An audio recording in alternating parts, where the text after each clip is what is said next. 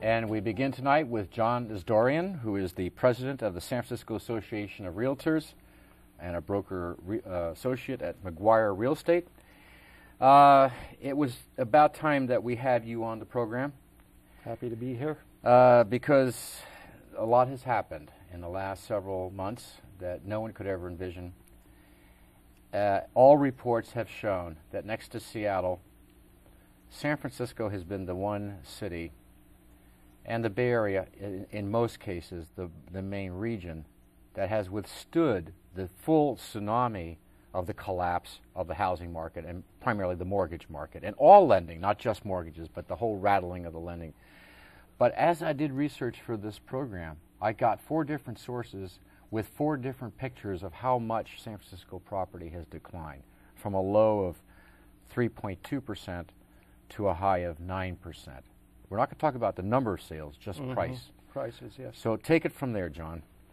Well, it's hard, you know. You can ask people, you know, to come up with numbers to prove any hypotheses or any theory, and they can come up with the numbers. But our experience is, the reality is, prices, by and large, have remained either flat or they've slipped down a little bit, say no more than, on average, 2-3%. But in some cases, they've actually gone up, while volume has decreased. We'll talk about volume in a minute. Transactions, right. Now, is that you're saying that the city's too big to be able to give one figure? Of course, there are different areas, and the market has reacted differently in different parts of town. For example, the traditional neighborhoods such as Pacific Heights, the Marina, Cow Hollow, those areas have, our records indicate, median prices have increased anywhere from 3 to 10, 12%, depending on the specific neighborhood. Now, wouldn't that be true as well in all the major 10 or 20 metropolitan areas? That is, the high-end, very expensive real estate would show that probably the same kind of behavior? I think generally yes, but particularly in San Francisco, I think that's been the case because we continue to attract people of high net worth, people that are making, you know, very comfortable incomes, and also we have many entrepreneurial type people who live in the Bay Area, and they all want to be in San Francisco. So I think San Francisco is one of those unique in the areas you talked about. Yes. In the high-end areas. But that's not the whole market. The whole market is really a majority of subprime property and also normal single-family dwellings and high-rises. Right. But I would say, Art, that perhaps 2/3 of the city would qualify by national standards to be in the higher end of the price range. For example, the Richmond district, parts of St. Francis Wood, Forest Hills, those areas are way above the national averages. Okay, so when we're talking about value or pricing, we're really talking about supply and demand. And when we're talking about supply and demand, we're talking about sales. So really, the other factor here that has to be considered is the actual number of sales. And there has been a drop in San Francisco. That's correct. And that's undeniable. Absolutely. Whether the price has been higher or lower, sales are down. They are. How down? Again, depending on area, I would say on average we're volume-wise, volume of transactions, somewhere between 15 to 20%. Less volume. Less volume. And then that's 07 over 06. And then 06 over 05 was down about 10%. How does that compare to the rest of the Bay Area? Marin County, the Contra Costa County, Alameda? It still compares very favorably, particularly to the East Bay, Contra Costa, Alameda, and to Marin County, because we're seeing numbers that could range anywhere from 15 to 40% decreases in volume, particularly when you go up to areas like Sacramento, very heavily impacted. You brought up the fact that our subprime or mortgage problem is centered within the population of where people wanted to make housing available those who couldn't afford it, those are the areas that they started issuing subprime, no income verification, no paperwork, just come in and take the title almost. And we do have our share in San Francisco of those kinds of loans. We do, but fortunately, as a percentage of total sales, it's a lot less in San Francisco. I have heard some figures throughout California that somewhere around 40% of first-time home buyers were getting subprime loans. In San Francisco, do you have any idea what that, where and when? I don't have any specific information of San Francisco, but I can tell you it's much less. And you named some. The neighborhoods would be the transitional neighborhoods. Some of the new neighborhoods that are being developed, some of the eastern neighborhood areas, also the outskirts of town where you get close to Daly City, for example, Visitation Valley. Let's see, the Bayview areas like that. Parts of the Mission, Excelsior have been impacted much more so than the most parts of San Francisco. You know, let's graphically do this. I saw this at a local blog, a real estate blog. It took $90,000 that with these adjustable rate mortgages to really afford $1 million home in this old era, the one that collapsed. Now it looks like it's going to take a minimum household income of about $175,000 to buy that same $1 million home. The kind we're talking about, the average home in San Francisco. And that's what it should take. $175,000. And so supposedly almost 80% obviously could afford that $1 million home under the old service. Now apparently only 10% of Bay Area residents can afford $175,000 household income to buy that same $1 million home.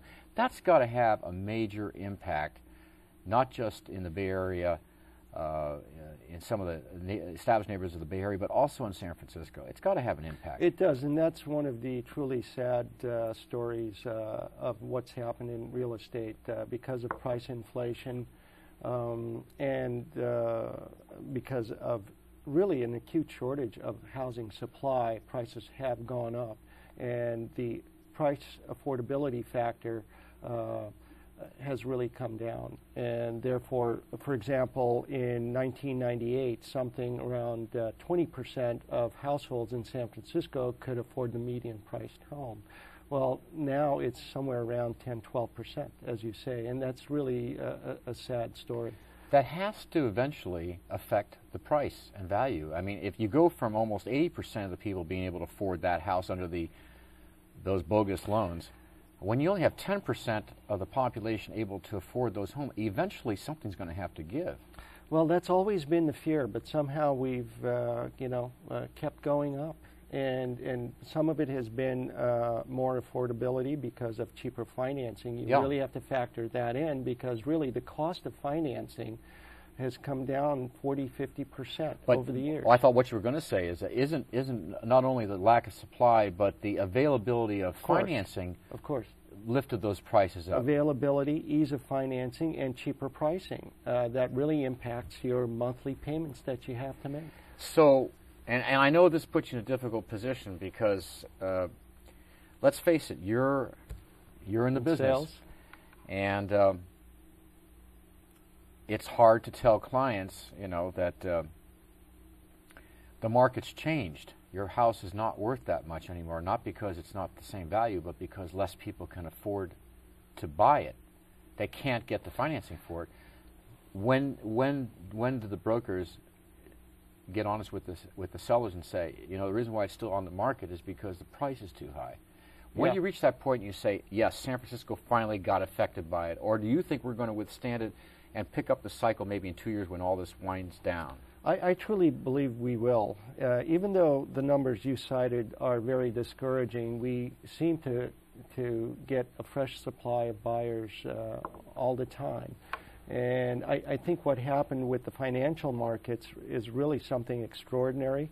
And hopefully what we see happening is that we will have a soft landing, and within a year or two, things should be on the way back up. Can the Federal Reserve, though, ever allow mortgage companies and banks to do what they were doing, that is no income verification, 5, 10%, 0% down, no appraisal, no appraisal fees, adjusted rate mortgages that begin at 4% but will be going up to 8 or 9% in 3 or 4 years. Do you think that'll ever come back? Well, hopefully it won't, but I wouldn't bet I would on hope it. you would Maybe, say that. Just like you mentioned earlier, you know, like the S&L crisis 20 years ago, who knows? I think, unfortunately, this is one of the... it has. Yeah. But my experience has been being in business 20 years in real estate in San Francisco.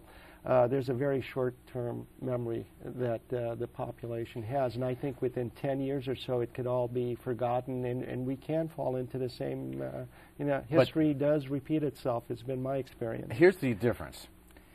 The difference is they took all these loans, which were questionable in the beginning, and they collateralized them, and they securitized them, and not only did they do it once, but they did it 30 times, so that they kept selling versions of that same little house, got wound up in almost $3 trillion worth of mortgages that are held around the world.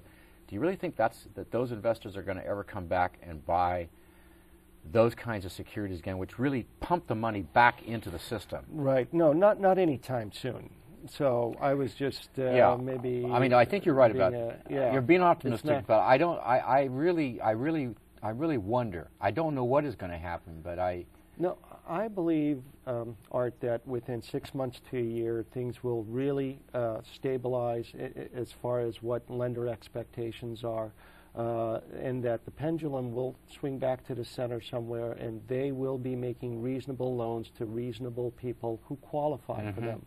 Of course, the problem was, as you mentioned, they were making loans to people that really should not have been getting loans. They were not credit worthy.